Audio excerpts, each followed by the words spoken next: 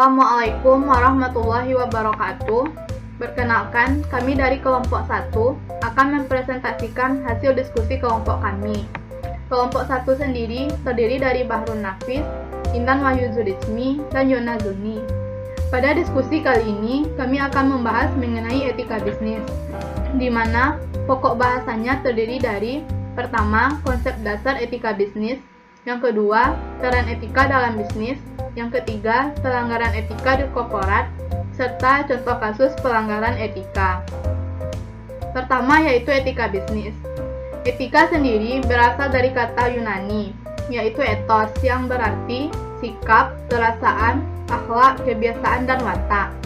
Menurut Keith Bertens, etika bisnis merupakan pengetahuan mengenai cara ideal pengaturan dan pengelolaan bisnis yang memperhatikan norma dan moralitas yang berlaku secara universal, serta implementasi norma dan moralitas untuk menunjang maksud dan tujuan kegiatan bisnis. Secara umum, etika bisnis merupakan cara untuk melakukan kegiatan bisnis yang mencakup seluruh aspek yang berkaitan dengan individu, perusahaan, dan juga masyarakat. Dengan kata lain, etika bisnis merupakan standar atau pedoman bagi semua karyawan di dalam perusahaan untuk dijadikannya sebagai acuan dalam bekerja.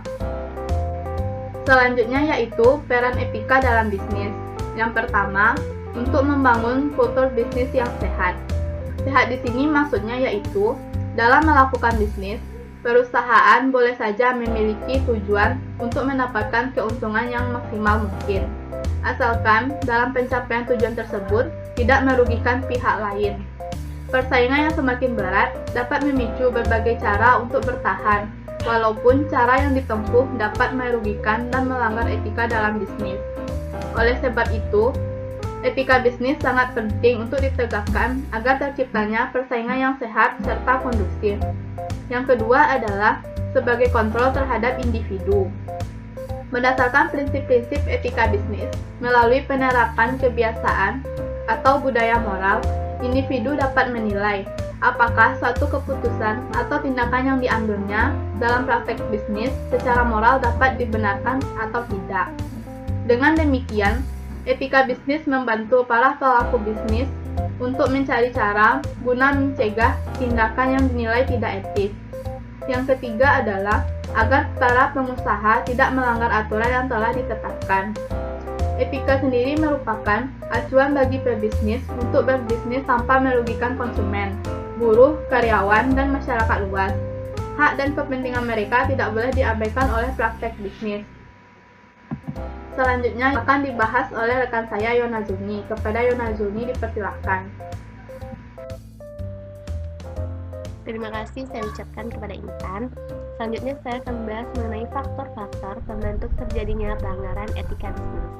Berbicara mengenai etika, jika suatu perusahaan menggunakan etikanya sebagai dasar nilai dan pedoman bisnis mereka, maka itu bisa saja menjadi kekuatan bagi perusahaan itu sendiri dalam menjalankan usahanya dan diharapkan akan memberikan dampak positif ke depannya. Faktor yang pertama adalah mementingkan urusan dan keperluan pribadi. Pada dasarnya, manusia itu memiliki sifat yang cenderung tidak pernah merasa puas terhadap apa yang diperoleh dan selalu merasa kurang dan terus mencari, sehingga akibatnya muncullah sikap egois dari dalam diri seorang pelaku bisnis. Dengan sikap egois tersebut tidak mempedulikan orang lain, sehingga terjadilah pelanggaran demi pelanggaran yang terjadi tanpa memikirkan apa dampak yang akan terjadi akibat pelanggaran tersebut, sehingga jika dibiarkan berlanjut dan terus berlanjut, maka itu akan merugikan perusahaan maupun masyarakat. Yang kedua adalah tekanan persaingan terhadap keuntungan laba perusahaan. Dengan persaingan dunia bisnis yang semakin keras akibat perubahan teknologi, informasi, maka itu akan menyebabkan para pelaku bisnis akan berpikir bagaimana cara agar eksistensi perusahaannya itu tetap terjaga. Salah satunya, mungkin saja mereka mengambil keputusan untuk menekan biaya produksi serendah mungkin tanpa mempertimbangkan dampak-dampak yang akan terjadi, sehingga lambat laut terjadilah penurunan kualitas dan kuantitas dari material produksi perusahaan tersebut. Yang ketiga, pertentangan antara nilai perusahaan dengan pengusaha. Munculnya rasa ingin mencoba dari pelaku bisnis dalam mencapai tujuan-tujuan tertentu dengan tidak diimbangi dengan pengetahuan yang cukup, maka akan menyebabkan metode-metode yang digunakan itu adalah metode-metode yang salah. Sehingga dengan metode yang salah tersebut terjadinya pro kontra dalam perusahaan. Bisa saja karyawan tidak menerimanya. Selanjutnya, itu adalah pelanggaran etika di korporat. Pelanggaran etika ini bisa saja terdiri dari diskriminasi, eksploitasi, pencurian, paksaan, penyuapan, dan penipuan. Hal ini akan dijelaskan lebih lanjut oleh Bahrun Nafis yang akan menjelaskan serta bagaimana contoh-contoh ini di dalam kasus-kasus yang pernah terjadi di Indonesia. Terima kasih. Baiklah, saya akan melanjutkan materi selanjutnya, yaitu pelanggaran etika di korporat. Ada beberapa jenis bentuk pelanggaran etika yang dilakukan pada korporat. Yang pertama yaitu paksaan. Paksaan merupakan praktik memaksa pihak lain untuk berperilaku secara spontan dengan menggunakan ancaman, imbalan, atau intimidasi atau bentuk lain dari tekanan ataupun kekuatan dengan menggunakan jabatan atau kekuasaan. Selanjutnya yaitu penyuapan. Penyuapan adalah tindakan berupa menawarkan, memberi, atau menerima dan meminta sesuatu yang berharga seperti uang misalnya, untuk tujuan mempengaruhi tindakan seseorang pejabat dalam melaksanakan kewajiban publik untuk kepentingan si pemberi. Yang ketiga yaitu penipuan. Penipuan adalah tindakan memperdaya, menyesatkan yang sengaja dengan mengucapkan atau melakukan kebohongan untuk kepentingan pribadi serta merugikan pihak lain. Yang keempat yaitu eksploitasi. Eksploitasi yaitu politik pemanfaatan yang secara sewenang-wenang atau terlalu berlebihan terhadap suatu subjek eksploitasi hanya untuk kepentingan ekonomi semata-mata, tanpa mempertimbangkan rasa kepatuhan, keadilan, serta kompensasi kesejahteraan. Selanjutnya itu pencurian. Pencurian yaitu tindakan mengambil sesuatu yang bukan hak kita atau mengambil properti milik orang lain tanpa persetujuan pemiliknya. Properti tersebut dapat berupa properti fisik maupun konseptual. Dan yang terakhir yaitu diskriminasi. Diskriminasi yaitu perlakuan tidak adil atau penolakan terhadap seseorang atau sekelompok orang yang disebabkan oleh perbedaan ras, jenis kelamin, kewarganegaraan maupun agama. Selanjutnya itu contoh pelanggaran kasus etika. Yang pertama yaitu yang terjadi pada PT Megasari Makmur yang terjadi pada tahun 2006. PT Megasari Makmur adalah perusahaan yang cukup terkenal dengan salah satu produknya berupa obat nyamuk dengan merek HIT. Namun belakangan diketahui jika produk tersebut telah melanggar etika bisnis. Diketahui produk tersebut mengandung zat aktif, rofosfur, dan diklosfor, yang merupakan salah satu bentuk pestisida. Zat ini dapat menyebabkan keracunan pada darah apabila terlalu banyak menghirup udara yang telah bercampur dengan produk HIT. Ditemukannya zat ini setelah Badan Pupuk dan Obat-obatan Departemen Kesehatan melakukan inspeksi mendadak ke PT Megasari Makmur di kawasan Gunung Putri, Bogor, Jawa Barat. Berdasarkan Undang-Undang Nomor 8 Tahun 1999, PT Megasari telah terancam sanksi berupa denda sebesar 2 miliar dan atau kurungan penjara selama 5 tahun. Nah, berdasarkan kasus di atas dapat kita peroleh fakta berupa yaitu PT Megasari Makmur telah gagal mengaplikasikan moral tersebut sehingga secara sadar melanggar prinsip kejujuran. Nah, dan berdasarkan jenis-jenis dari pelanggaran etika tadi, maka ini merupakan salah satu bentuk pelanggaran etika dalam jenis penipuan. Karena hanya menguntungkan bagi pihak PT Megasari Makmur tapi merugikan bagi pihak konsumennya. Karena dapat menyebabkan keracunan karena menghirup udara dari produk HIT ini. Nah, PT Megasari Makmur hanya berasumsi berdasarkan keuntungan sebesar-besarnya dengan biaya produksi minimal. Bukan berarti bisa mengabaikan begitu saja dampak negatifnya. Meskipun pada akhirnya sudah meminta maaf, akan tetapi seharusnya mereka bisa berpikir lebih cerdas mengenai efek jangka panjang dari HIT aerosol tersebut. Nah, selanjutnya yaitu kasus pelanggaran etika yang dilakukan oleh PT Garuda Indonesia. Melalui konsepnya Garuda Indonesia Experience, Garuda Indonesia memberikan pelayanan terbaik yang mengedepankan keramah-tamahan dan kebudayaan budaya Indonesia.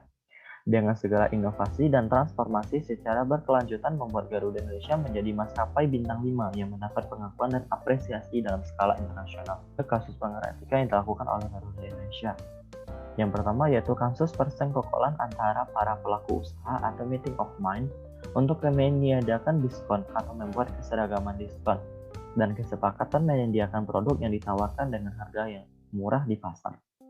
Dalam kasus ini, Garuda Indonesia dinyatakan bersalah karena melanggar pasal 5 Undang-Undang Nomor 5 Tahun 1999 tentang praktek monopoli dan persaingan usaha tidak sehat, yang mana pelaku usaha dilarang membuat perjanjian dengan pelaku usaha pesaingnya untuk menetapkan harga.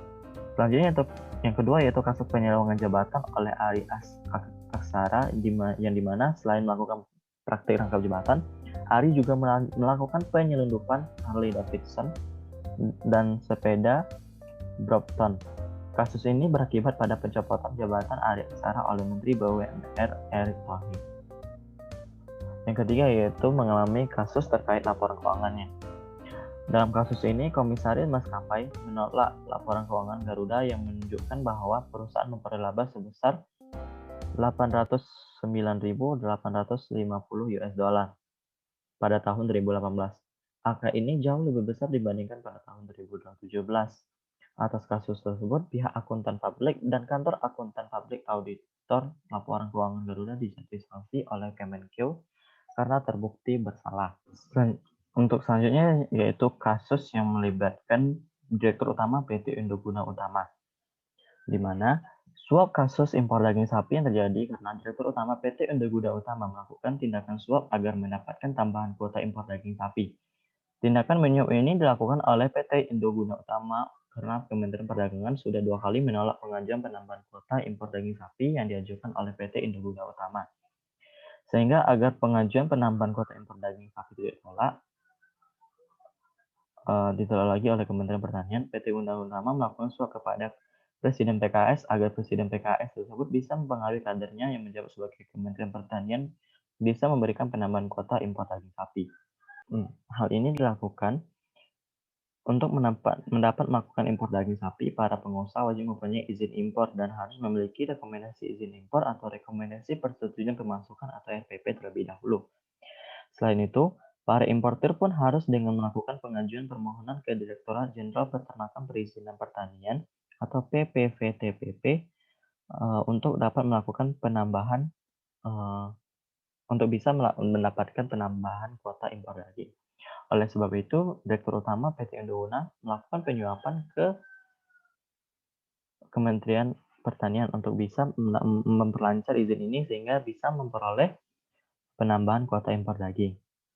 Nah, beberapa pengusaha melakukan tindakan kotor yang melanggar prinsip etika bisnis seperti prinsip kejujuran, prinsip integritas moral, prinsip otonomi, prinsip keadilan, serta prinsip saling menguntungkan.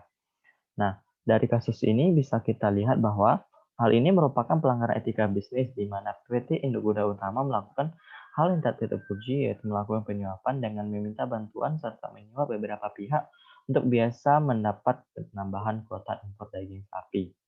Nah, baiklah sekian dari kelompok kami. Terima kasih. Assalamualaikum warahmatullahi wabarakatuh.